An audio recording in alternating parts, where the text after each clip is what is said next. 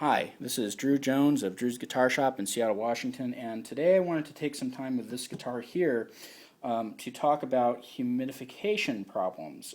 In this particular instance, lack of humidification. For those of you who are regulars on my channel, you will know that the last video that I put out was about guitar case and sound hole humidifiers.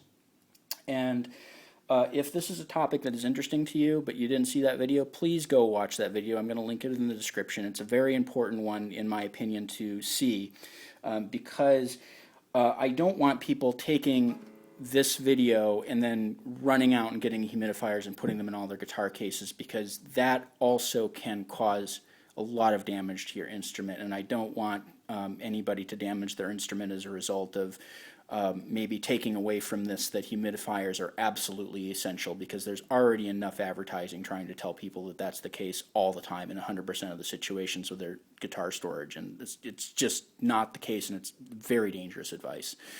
So anyway, getting back to this guy here. So this is a high-end hand-built Japanese classical. It's from the 1970s. Hand-built by a Japanese luthier, and it is a very, very cool instrument.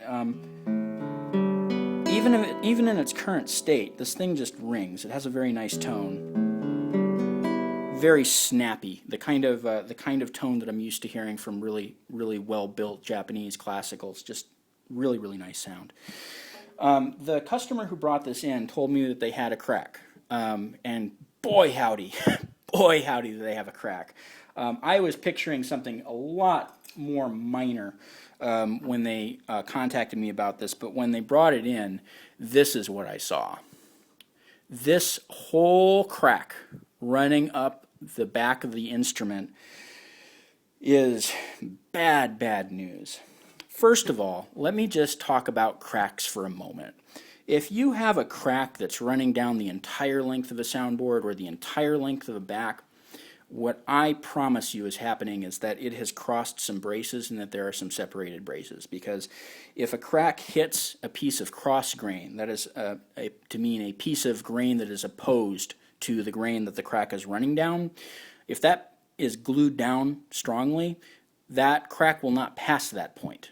It's one of the reasons why we use cleats and crack repairs, and why Martin glues in those little strips of vinyl into their guitars, and some companies put in those side strips to keep cracks in the side from like traveling up the entire side of the guitar.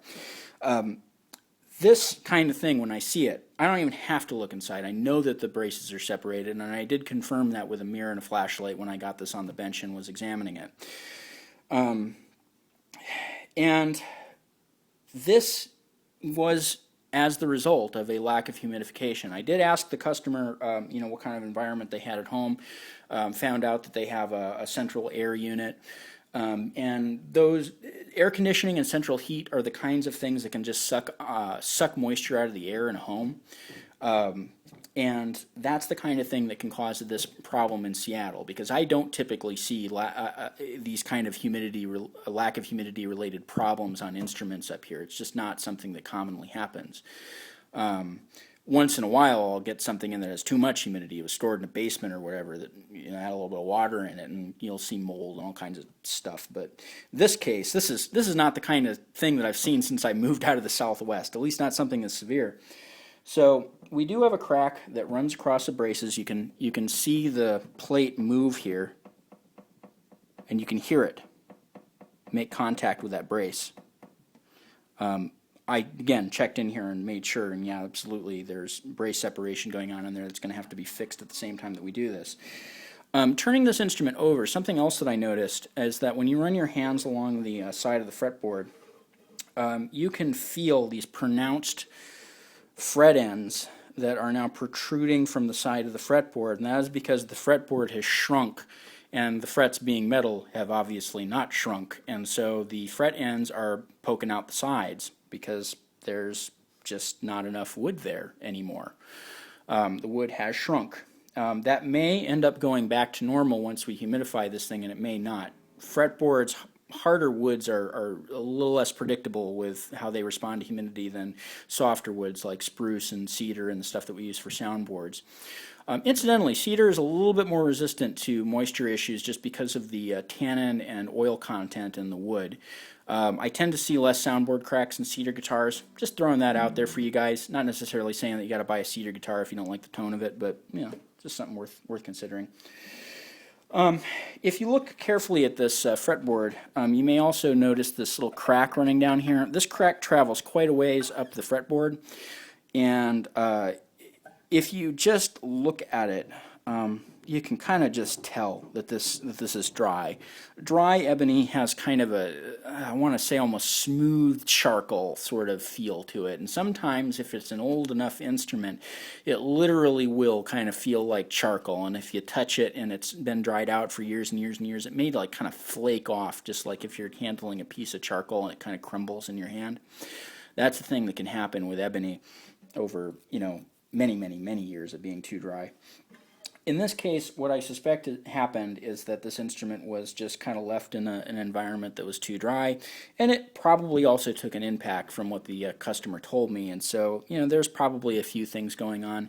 This crack may have already been present before the humidity became an issue, but what the humidity did with this crack is that even if I put this together now, there's a gap. And that gap is the sort of thing that can appear once you have one piece of wood that is now two pieces of wood because it is cracked, and both pieces of wood have shrunk separately because they're going to tend to want to move apart from each other. So my hope is that when we get into repairing this thing, that dropping a humidifier into the case for a couple of weeks is going to enable me to close this crack up neatly, and get some glue in there, and you know, really make sure that this is a clean repair, because otherwise what ends up happening with these big cracks like this is usually a inlay style repair. If you've ever been on Stu Mac and you see their crack repair knife, that's what this is for, is gappy cracks like this, where you need to take a little triangle section of wood out and then inlay a new piece of wood into that triangle and then sand it down and refinish over it so that you have something connecting the two plates, because you don't want to fill a crack that's that wide with glue. That would be like a 1/16 inch of glue in some of the spots in this crack, and that's just not good. For one thing, it won't hold, and for the other thing, it looks like crap, and it also won't sound very good. You don't want to make your instrument out of glue, so it's not. One of the other things that can happen, and that I'm kind of surprised didn't happen with this instrument, is that a lot of times bridges will pop off because there's this tendency where you have these pieces of hardwood that are nice and oily, these tropical hardwoods like rosewood and ebony and other stuff like that, where they don't soak up quite as much water and they don't give off quite as much water. They stay pretty much the same size, whereas or they stay closer to the same size, whereas opposed to the softer woods that we make our soundboards out of, the spruces and the cedars, those are much softer woods. They absorb much more water, and so what can happen as a soundboard shrinks is that the soundboard moves and this doesn't. And since there's a glue joint in between those two pieces of wood, what will oftentimes happen is that this joint will separate and the bridge will start coming up. As it is, if you can kind of see as I move it around the light, you can see some distortion around the bridge. There's definitely some tension being stored in there, and it could be that this bridge would pop off eventually without any help with the humidifier.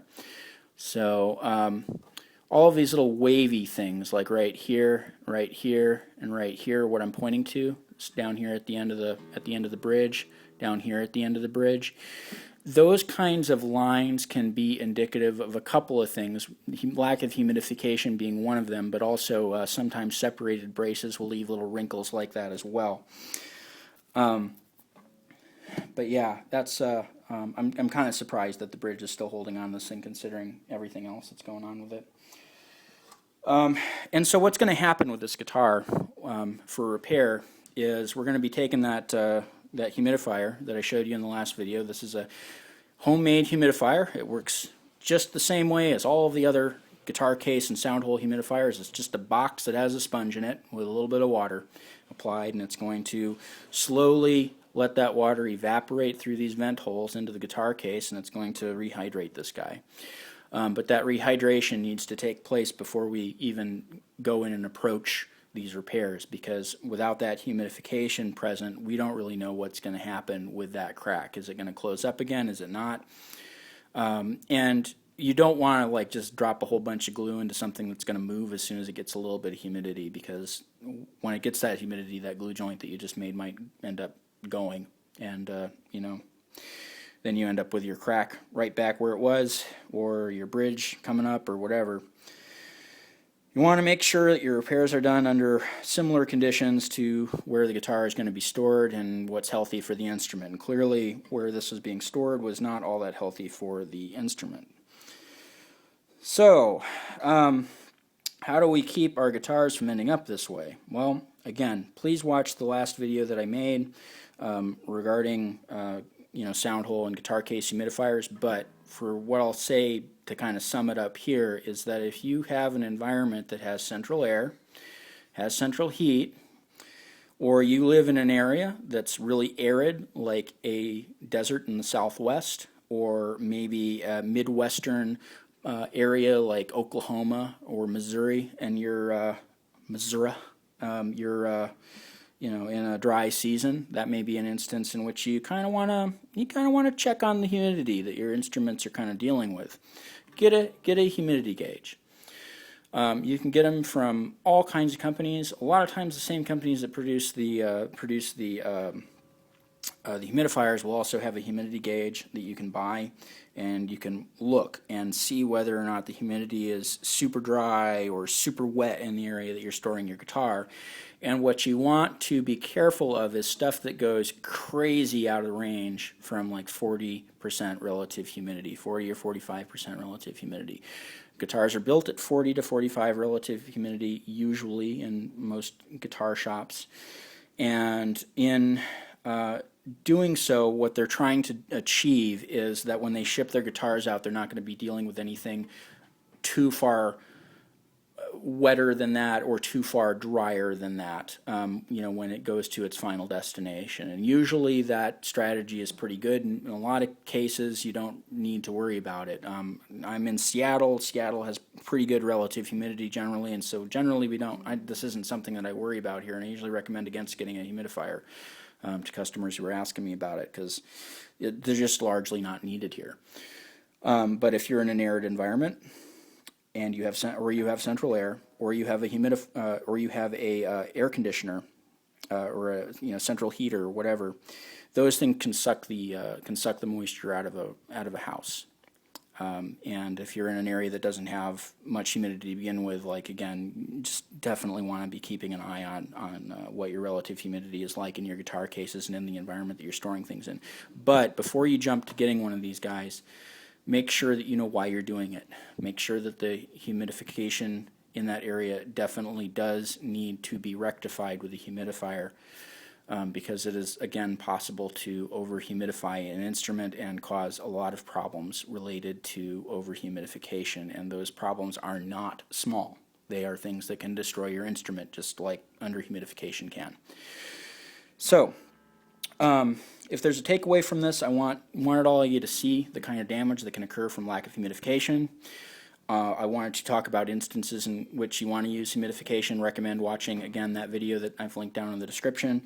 Just talk about the details in terms of like what to look for. So these fret ends are really going to commonly tell you that you've got a humidification problem. Cracks are a common indication. These wrinkles that you see on the top are often indicative of some kind of problem. Sometimes a separated brace, sometimes a separated bridge, sometimes they're indicative of lack of moisture or too much moisture, that's just something to watch out for. These cracks, these little wrinkles in the top don't always necessarily indicate for sure that those things are going on, but it's worth keeping an eye on, maybe taking in and asking some questions from somebody who can really drop a mirror down in your guitar and take a look at things. And again, the cracks. Cracks are usually an indication that something is going wrong with your humidity or your heat or whatever. Don't subject your instruments to situations in which they're going to be too dry on a regular basis or too wet on a regular basis. And you definitely want to avoid situations in which there's going to be rapid, great changes in humidity or heat. So, you know, kind of what I'll say is don't store your guitar next to a baseboard heater. Don't store your guitar next to a place where there's going to be a shower. Don't store your guitar in, like, the kitchen or whatever. Like, I mean, these should all be fairly obvious, but like even windows can cause great jumps in humidity or heat. Especially again, like for you guys who live in the desert, you know that your nighttime is quite a different temperature from your daytime. And so if your instrument is next to the window and your house is like 80 degrees and then the sun goes down and it drops down to like 60 outside, well, that's kind of a quick change and maybe worth considering when you decide to hang your guitar someplace. So this has been Drew Jones of Drew's Guitar Shop in Seattle, Washington. If you found this video helpful and you feel like it, not saying you have to, and certainly don't if you are short on cash, you can throw me a few bucks on Ko-fi if you'd like. There's also a Patreon where you can subscribe for like $1 a month. There's not I don't have any videos that are Patreon specific yet, so you know it's only a thing that you can do if you want. It does help me make these videos because I don't get paid for the time that I take out of my repair work to do these. There's also a lot of other videos on my channel that you can check out that have helpful tips like this, and sometimes talking about some repairs that I've got in and whatnot, and they're maybe interesting to you if you're a guitar player or a luthier. I also have a link to my website that has my contact info and my web page that has, you know, just a page on it that talks about caring for your instrument. I'm kind of flubbing this video here at the end, so sorry about that, guys. But please hit that up if you're interested, and check out the rest of my videos. Like, subscribe, all that stuff. Feel free to send this to somebody if you think they'll find it helpful. And thanks for watching.